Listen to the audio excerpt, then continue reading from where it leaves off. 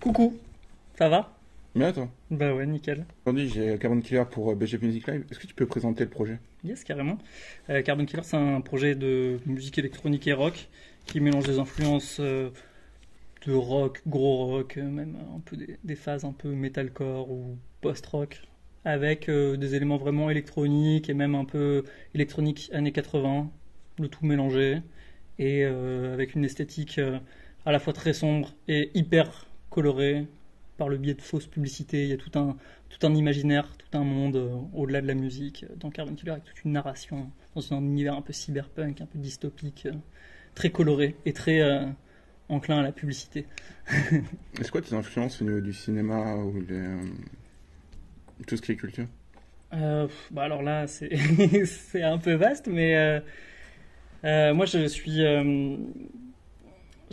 hyper influencé par la culture science-fiction et cyberpunk, science-fiction même proto-science-fiction du tout début du XXe siècle, tous les mouvements autour de la littérature, autour de la robotique, la pièce de théâtre Rour, qui est un peu qui a la pièce de théâtre qui a inventé le mot robot pour parler des robots, même des trucs de proto-science-fiction des années du 19e siècle, comme l'Ève Nouvelle de Lys Ladan, je sais plus comment ça s'appelle, quel est son nom de famille, mais bref. Et puis toute la culture alternative des années 80 et 90, cyberpunk, avec Gibson, le Neuromancer, cyberpunk, toute cette esthétique-là, évidemment Blade Runner et tous les trucs un peu obligatoires à citer, Ghost in the Shell, Akira, ces trucs-là. Mais c'est pas totalement l'esthétique que j'essaye maintenant de présenter un peu dans le projet. Moi, j'essaye de mélanger ça avec le côté ultra acide et violent de tous les trucs ultra colorés des années 2000, donc une esthétique un peu années 2000 sur cette esthétique dystopique des années 80, mais avec cette couche un peu années 2000 très très colorée au lieu de faire que du noir et du néon et des trucs comme ça. Ok. Voilà, c'est ça Carbon Killer et les influences. Et toi, comment tu vas? Parce que apparemment, tu t'es fait assez rare. Ouais, je me suis fait assez rare depuis 2020. C'est bizarre, je sais pas comment ça se fait que depuis 2020, je sais pas, il a dû se passer un truc en 2020, je me rappelle plus trop. Peut-être une Un petit maladie Covid. ou un truc, je sais plus. Bref. Et ouais, j'ai beaucoup tourné avant ça et j'ai un peu moins tourné après ça. Alors ça m'a donné l'occasion de sortir un album. J'avais sorti que des EP, des albums live, des trucs comme ça, donc j'ai fait un album studio. En étant convaincu que très vite j'allais repartir ardemment faire 70 dates par an. Et en fait, ça s'est pas produit, quoi. Donc ça a été un peu dur. J'ai bossé au bout d'un moment, quand ça n'avançait plus trop, que tous les trucs qui se faisaient programmer se faisaient annuler et tout. J'ai fini par bosser pour d'autres groupes, d'autres projets de musique, de trucs. Notamment, je suis devenu l'ingénieur vidéo du groupe russe iSpeak et d'autres projets en parallèle où j'étais technicien, j'étais pas dans l'artistique, enfin j'étais dans une autre forme d'artistique on va dire, dans la vidéo. Et mais tout en gardant très très très très loin un petit filet de Carbon Killer existe toujours quoi. Après j'ai eu des grosses remises en question artistiques sur le projet, sur ce que je voulais en faire, ce que je voulais raconter avec. Et du coup, là, en 2023, c'est censé repartir, mais en fait, a priori, peut-être pas. Je saurai bientôt parce qu'il y a des petites, il s'est passé des petites dingueries à propos de la tournée qui devait avoir lieu avec Carbon Killer, accompagné d'autres artistes, notamment un certain groupe qui vient de dissoudre le groupe et d'arrêter leur carrière suite à quelques accusations dans des affaires de VSS. Et tant mieux hein, qu'ils arrêtent. Et on soutient évidemment les victimes. Mais de manière égoïste, en tout cas, moi, c'est très probable qu'au final, ce redépart en tournée soit un petit peu mis en bypass, en stand-by, pardon, pendant quelques temps. Donc, du coup, ouais, petite traversée du désert qui qui s'apprêtait à s'arrêter et qui va peut-être recommencer. Donc voilà, pour ce que je peux te dire en tout cas. Parce que là, il y a quand même Chargot qui peut souvenir tourner avec toi, et peut-être un autre. Hein.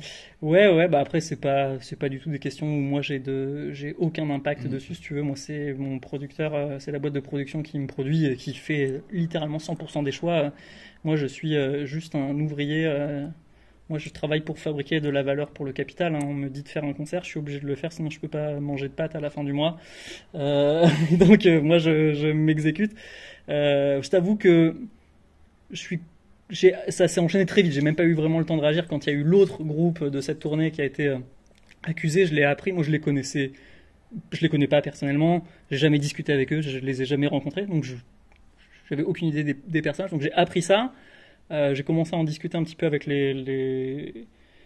comment est-ce que je devais réagir vis-à-vis de ça avec les professionnels que j'avais de l'industrie musicale autour de moi pour savoir un peu quel était le move, parce que moi je voulais évidemment pas du tout être lié à ça et je voulais évidemment pas cautionner et soutenir ce truc. Et en fait, j'ai pas eu le temps de faire quelques moves que ce soit puisque le groupe a mis fin à sa carrière et c'est très bien. Mais ouais, voilà en gros pour l'histoire. Je peux pas te dire ce qu'il en est de ma future tournée. Après, 2024, normalement, allez, 2024 c'est la bonne. Ça fera 4 ans là, c'est bon, on va faire des trucs. T'as quand même eu l'Euroblast à un moment donné? Ouais, c'est ça. Mais en fait là, depuis la blague, c'est de dire que depuis 2020, 2020 j'ai fait une tournée qui s'est arrêtée 2 jours avant le Covid, 3 jours avant le confinement total, je crois. Genre le 13 et le confinement total c'était le 16 ou je sais plus, enfin bref. Et depuis 2020, si tu veux, j'ai fait une date en 2021, j'ai fait une date en 2022, c'était l'Euroblast. Et puis là, je vais faire une date en 2023. J'ai déjà ma date de 2024 de booker, donc c'est bon, on peut arrêter le booking, c'est bon, j'ai fini ma programmation pour l'année prochaine, quoi. Là, t'avais perdu une partie de ton travail l'année dernière. T'as fait un EP, c'est quoi? C'est une BO de jeu vidéo? Ouais. Ah oui, tu fais référence à la perte de l'ordinateur. Ah ouais, carrément, ça peut-être que je peux l'expliquer. En gros, du coup, en tournant avec iSpeak, en tant qu'ingénieur vidéo, j'avais du matériel avec moi et notamment j'avais 2 ordinateurs. Et notamment, dans ces 2 ordinateurs, j'avais le Mac qui sert à Carbon Killer avec des projets qui étaient en cours, genre la nouvelle esthétique de Carbon Killer, la prochaine EP de Carbon Killer qui était en cours de travail dessus. Et en fait, pile avant cette tournée, j'ai eu un gros problème avec le cloud de Carbon Killer sur lequel il y a tous mes backups de tous mes trucs. Mais bon, il fallait que je parte en tournée avec iSpeak, tu vois. Donc j'ai pris mes ordinateurs et puis j'ai volé avec Air France, quoi. Et c'était...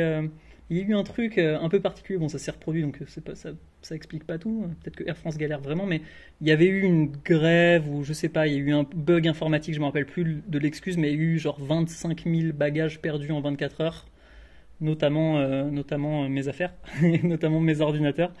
Et voilà, j'avais pas de sauvegarde de ces trucs, donc il y a eu un petit moment où on a un peu claqué des dents, voilà, de toute façon normal quoi. De toute façon toutes mes dates sautent, ça marche plus Carbon Killer, vas-y on perd mon travail, c'est bon, voilà, let's go quoi.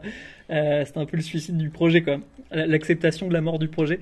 Et en fait, si tu veux, je sais plus exactement, parce qu'il y avait eu une annonce, genre même le ministre de, je sais pas, des transports, je sais pas si ça existe, mais avait fait une annonce en disant on vous garantit que dans 48 heures tous les bagages seront retrouvés et tout. Bon, si tu veux, moi ça n'a pas été le cas. On n'a pas retrouvé mes bagages et j'ai passé un temps incalculable dans des échanges de mails depuis Sofia, parce que moi j'ai perdu mes bagages en transit par Paris pour aller à Sofia pour faire une date avec iSpeak qui a raté son avion à cause d'une manifestation. Ils étaient en Allemagne, ils n'ont pas fait la date, je me suis retrouvé à faire un aller-retour à Sofia pour rien et on a perdu mon matériel dans l'histoire. Enfin vraiment c'était une histoire horrible, c'était vraiment la dépression totale ce moment-là. Je suis revenu en France le lendemain matin à 4h du matin avec mes affaires perdues, tous les projets de Carbon Killer perdus et juste le turbo somme de vraiment avoir perdu des années de travail et tout.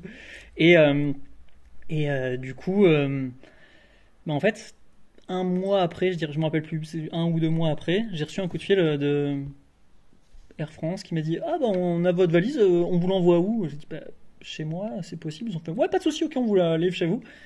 Et du coup, Un jour, il y a mon interphone qui a sonné, quelqu'un qui a dit ouais c'est l'aéroport. J'ai fait ah trop bien, je vais même tourner une petite vidéo parce que j'avais un peu fait un message larmoyant sur les réseaux sociaux pour dire que bon bah mon travail était perdu, j'en avais marre, je laissais tomber quoi. Et je fais une petite vidéo de moi qui court dans mes escaliers, qui descend mes 3 étages et qui arrive en bas et je voulais ouvrir la porte et qu'on voit le livreur et ça aurait été trop bien. Et puis là j'ouvre la porte et il y a juste mon fly posé par terre dans la rue et personne. C'était vraiment hyper perturbant. Mais bref. En tout cas j'ai retrouvé mes ordinateurs donc youpi. Mais c'était une histoire un peu douloureuse. Voilà, donc j'ai retrouvé ça. C'était ça, je me rappelle même plus la question tellement je te réponds depuis 10 minutes. Mais est-ce que j'ai compris que tu as fait Oui, j'ai fait une vidéo BO, pardon, ouais, carrément. J'ai fait la seule production que j'avais à ce moment-là, que j'avais pas perdu, c'est que j'ai bossé pour le DLC plus précisément d'un jeu qui s'appelle The Exorcist, qui est un jeu incroyablement dur. Je dois reconnaître que j'ai pu écouter mes morceaux dans le jeu que en utilisant des codes de triche. Voilà, c'est un aveu. Je le confesse, j'ai triché. Je l'ai d'ailleurs avoué publiquement pendant un live de Karim Debache qui était en train de streamer ce jeu. Et j'ai dit ah c'est marrant, bonjour Karim Debache, c'est moi qui ai fait la musique du jeu auquel tu es en train de jouer. Et il disait mais putain mais t'as réussi à jouer au jeu et tout, tu vois, il était dans le stream, il disait ah c'est marrant et tout. J'ai fait bah non, legit, j'ai dû entrer un code de triche pour le terminer. Et évidemment, en plus, vu que je suis dans le DLC, moi je suis vraiment à la fin du jeu, donc c'est vraiment trop dur, tu vois, vraiment c'est trop dur. Et c'est un jeu, c'est un mélange entre un bullet L, alors 0 accent, pardon, et un jeu de frappe au clavier. En gros, tu diriges un personnage dans une arène où il y a énormément de projectiles et de trucs qui te font perdre de la vie, et tu dois taper des mots qui sont en fait des prières anti-sataniques pour bannir des démons par le biais de mots que tu tapes. Donc tu tapes en latin ou trucs comme ça. Ouais, je vous conseille ce jeu, The Exorcist, c'est incroyable. Donc t'es un exorciste qui bannit des espèces de démons de l'enfer dans une Italie alternative des années 80. Voilà, c'est vraiment c'est incroyable, c'est super beau, full pixel, fait par Miss Bug, super artiste avec qui j'avais bossé pour une pochette d'album. C'est d'ailleurs pour ça que j'ai fait la BO du jeu. Il m'a juste recontacté après qu'il ait fait une petite pochette pour moi. Il a dit hey, tu veux pas faire la musique? Et j'ai fait ouais carrément, moi je suis trop chaud quoi. Et vraiment bah, on les embrasse, mais c'est trop dur pour moi, je suis mauvais quoi. Git good, mais apparemment non quoi. Tant qu'il y a la musique. Tu peux me parler du morceau The End? Ouais, carrément, je peux parler du morceau The End. Donc The End, c'est un morceau de cette BO. Et The End, c'est un morceau avec une esthétique par rapport au Carbon Killer traditionnel, on va dire, même si ça veut rien dire, parce qu'il y a beaucoup d'esthétiques différentes, quoi. Il y a vraiment des trucs très ambiants, des trucs moins ambiants, des trucs plus dansants et tout. Mais ça, c'est un morceau avec vraiment de la grosse 7 cordes droppées, assez grave, et des trucs un peu plus métal, très rythmé, parce que ouais, c'est quand même un jeu vidéo où il se passe beaucoup de trucs, donc il faut que ce soit très rythmé, machin. Et c'est un morceau sur lequel je me suis vraiment bien amusé pardon. Je me suis vraiment bien amusé à composer. C'était vraiment un peu en dehors de ce que je faisais avant, mais c'était vraiment une esthétique que j'avais envie de bosser. Et c'était vraiment super intéressant de bosser sur ça, quoi. Un truc avec vraiment des synthés un petit peu plus industriels, un petit peu plus gritty et une guitare vraiment encore un niveau de plus de greux que ce que je faisais avant. J'étais content. D'ailleurs, je suis passé dans Carbon Killer à la 7 cordes depuis ce morceau-là. Je fais plus que de la 7 cordes depuis ce morceau. C'est-à-dire, ce soir, le concert est sur une 7 cordes. C'est-à-dire que je suis un vrai métalleux, non? J'ai mon diplôme de métalleux avec ma 7ème corde. Elle est droppée en La. Non, il faudrait que ce soit en la bémol. Il ne droppe pas encore un demi-ton en dessous. Ah, je sais pas. Bref. J'ai fait ce que je pouvais, ok? Pardon. C'est déjà pas mal. Est-ce que tu passes de City Land Dark Stunt à un titre comme The Girl and the Black Sun? Comment est-ce que je passe de l'un à l'autre? Bah, en concert ou de manière générale dans la composition, tu veux dire? En compo, parce que même au niveau de l'esthétique. Je sais pas, je pense que les gens sont pas monomaniaques. Tu vois, tout le monde a. Même des gens qui sont dans des groupes hyper ciblés dans une direction, je pense qu'ils ont différentes. Ils aiment différentes choses, quoi. Ils ont différents goûts, différentes envies, et du coup, si tu te mets pas de restrictions, bah en fait, tu peux faire ce que tu veux, quoi. Moi, en parallèle de Carbon Killer, je le fais moins maintenant, mais il y a quelques années, je faisais de la compo pour genre, tu vois, de la musique institutionnelle, quoi. J'ai déjà composé, je sais pas, si tu veux, moi je me suis fait refuser un jingle, mais j'ai bossé 3 jours pour un jingle pour la MAF, tu vois. Bon, bah, j'ai fait un jingle pour la MAF parce qu'on me l'avait commandé, j'ai fait ça. J'ai fait des trucs pour plein de vidéos en interne d'entreprise. Voilà, j'ai fait de la musique. Bah, c'est de la merde, hein, on va pas se le cacher, c'est pourri. Les clients connaissent pas les étiquettes musicales, donc ils te disent ouais, je veux un truc moderne, un peu deep house et tout. Et tu leur fais de la deep house, ils te disent non, non, mais je voudrais du scratch, un truc un peu moderne. Et t'es là, mais mec, t'as 30 ans t'as 30 ans de décalage, on t'embrasse, mais c'est pas moderne. Bon, désolé, Jacques, je t'adore, hein, pardon, je retire ce que j'ai dit, mais c'est vrai que c'était pas très clair, je pense, dans ta tête, l'esthétique que tu voulais à ce moment-là. Mais donc du coup, ouais, si tu veux, en fait, dans l'absolu, si demain tu me dis, ouais, est-ce que tu veux bien faire, bonjour Anita, si tu voudrais pas composer un album d'hyperpop, je te ferais, ouais, vas-y, let's go, on fait un album d'hyperpop, tu vois. En plus, bon, il se trouve que c'est une esthétique que j'aime bien, mais je suis compositeur, tu vois. Moi, je me présente comme compositeur aux gens. Bon, je suis interprète là sur scène et tout, mais je me vois plus comme compositeur. Je peux composer des trucs dans n'importe quel genre. Je le ferai plus ou moins bien avec des genres qui sont extrêmement codifiés ou quoi, mais je peux composer un peu n'importe quoi. Donc là, c'est juste que c'était des styles, dans les morceaux dont tu parles, c'est des styles qui sont pas si drastiquement opposés. En vrai, tu peux retrouver des connexions dans l'utilisation des synthés, des trucs comme ça. Oui, c'est différent, mais c'est des sensibilités qui me parlent, quoi. Donc ça suffit, en fait. Croyez en vous, faites la musique que vous voulez. Ok. Bisous. Et là, du coup, t'as un album en projet ou... Ouais, c'est un peu secret, mais j'ai effectivement une sortie. Je vais pas dire un album parce que je suis pas sûr à 100% que ce soit un album, mais j'ai des trucs super bien dans les cartons, dans un autre genre, avec des mélanges de genres plus marqués, dans des extrêmes différents, plus électro, plus métal, mais les deux en même temps. Et ouais, je peux pas trop en dire plus, mais ouais, je pense que ça va être cool. Là, ce sera sûrement pour le printemps prochain, si tout se passe bien, si j'arrive à tenir les délais. Mais bon, bref, on va essayer quoi, avec un nouveau concert et des nouveaux trucs, et des nouveaux machins. Enfin, un nouveau concert, un seul nouveau concert, hein, parce que 2024, il y aura qu'une seule date, comme tous les ans depuis 3 ans. Euh, mais ouais, je pense que ça va être cool. Là, t'as changé de scénographie par rapport à l'Euroblast? Ouais, bah d'autant plus que l'Euroblast c'était une date. En fait, j'ai fait un remplacement de mon camarade Volcorix qu'on embrasse. Il y a un t-shirt Volcorix dans la salle ici. Gros bisous Volcor, qui a annulé sa participation à l'Euroblast vraiment une semaine, je crois, avant l'Euroblast et qui m'a passé un coup de fil qui a fait bah écoute, j'annule. Est-ce que tu veux le faire? Je leur propose ton nom pour me remplacer. Et j'ai dit bah vas-y, let's go. J'étais en mode full dépression d'avoir perdu mon travail, machin et tout avant ça.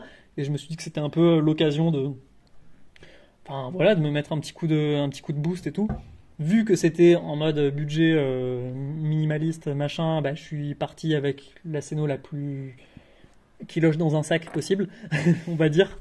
Donc ouais, clairement la scéno de ce soir, elle loge pas dans un sac du tout. Déjà que j'ai venu qu'avec la demi-config, mais même la demi-config, elle loge pas dans ma poche arrière gauche, là, malheureusement. Donc ouais, c'est une grosse scéno là. Je viens de bosser sur cette scéno.